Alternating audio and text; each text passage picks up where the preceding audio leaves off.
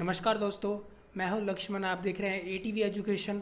Diploma के admission चल रहे हैं। जो सेकंड ईयर है, जिन्होंने डायरेक्ट सेकंड ईयर में एडमिशन लिया था, चाहे वो आईटीआई वाले हो या फिर 10+2 मैथ साइंस वाले हो, इनकी जो प्रोविज़नल मेरिट लिस्ट है वो आ चुकी है। नीचे डिस्क्रिप्शन में मैं लिंक भी दे चुका हूँ, आप लोग वहाँ से जाकर अपना रजिस्ट्रेशन नंबर डाल करके देख सकते हैं। ठीक है। अब बहुत सारे क्वेश्चन मेरे पास आ रहे हैं, जिनमें से सबसे बड़ा क्वेश्चन ये है कि सर मेरी इतनी रैंक आई है, मेरा नंबर आएगा नहीं आएगा। तो देखो, यहाँ पर क्लेरिफिकेशन कभी भी नहीं होता है जब तक कि आपकी फाइनल मेरिट लिस्ट ना आ जाए।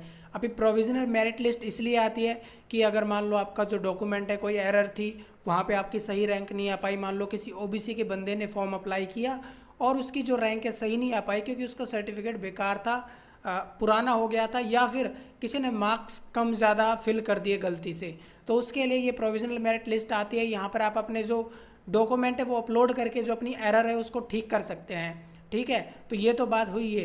अब दूसरी बात ये है मेरिट लिस्ट की।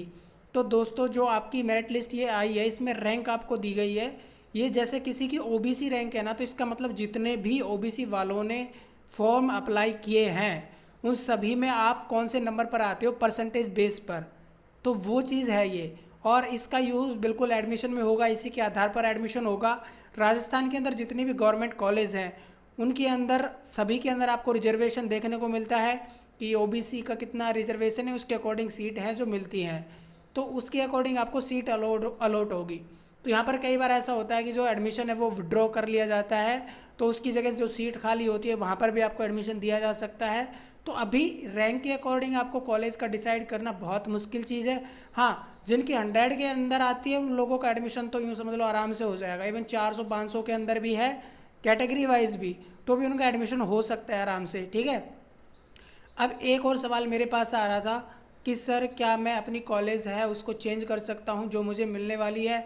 तो आप एडमिशन के टाइम जब आप काउंसलिंग के लिए जाएंगे तो वहाँ पर मैंने अलग से एक वीडियो बना दी है।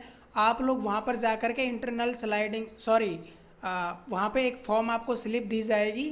ठीक है, तो वहाँ पर वो आपको भरनी है। आप उनको बोल देना कि सर मुझे ये कॉलेज नहीं चाहिए थी, मेरा जो अपवर्ड मूवमेंट है उसका मुझे फॉर्म या स्लिप भरनी है, तो वो लोग आपको दे देंगे। आपको वो फिल करनी है, तो वापस से फिर तुम्हारी एक मेरिट लिस्ट निकलेगी। अगर उसमें वो कॉलेज मिल जाता है तो ठीक है, वरना जो भी आपको कॉलेज मिलेगा आपको उसी में एडमिशन लेना पड़ेगा, नहीं तो आपका एडमिशन रद्द हो जाएगा। तो इस चीज़ का भी विशेष ख्याल रखें। अगली बात यहाँ पर निकल कर आती है कि जो हमारी ये मेरिट लिस्ट है, एक जनरल वाली और आती है साथ में, तो इसका क्या मतलब है। तो दोस्तों, जनरल वाली मेरिट लिस्ट का मतलब होता है जनरली जितने बच्चों ने भी अप्लाई किया है, टोटल बच्चे, चाहे वो किसी भी कैटेगरी का हो, तो उसके अंदर आपकी जो मेरिट यानी कि परसेंटेज बेस पर आप कौन से नंबर पर आते हो, तो वो वाली चीज़ वहाँ से आपको देखने को मिलती है। अगर किसी की 2700 आई है तो मतलब 2600 लोग पहले से हैं जिनकी परसेंटेज आपसे ज़्यादा है, उनको पहले कॉलेज मिलेगा, आपको उनके बाद मिलेगा। तो कुछ इस तरह से इस मेरिट को हम डिफाइन कर सकते हैं। बात करते हैं फाइनल मेरिट लिस्ट की, कि कॉलेज का कैसे पता चलेगा कि हमको कौन सा कॉलेज मिला है। तो अभी जो आपकी फाइनल मेरिट लिस्ट आने वाली है 2-3 दिन में, उसी के अंदर आपको क्लियर हो जाएगा। शायद 6 तारीख को आएगी, 8 तारीख को, तो उसी के अंदर आपका क्लियर हो जाएगा आपको कौन सी कॉलेज के अंदर जाना है।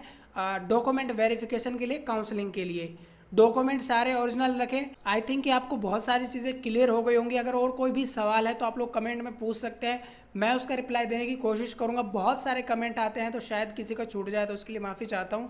बाकी आप लोग चैनल को सब्सक्राइब करे रखें, आपके लिए डिप्लोमा से लगातार जो अपडेट्स है वो मिलती रहती है। और वीडियो को लाइक करके शेयर ज़रूर कर दें। जय हिंद, वंदे मातरम।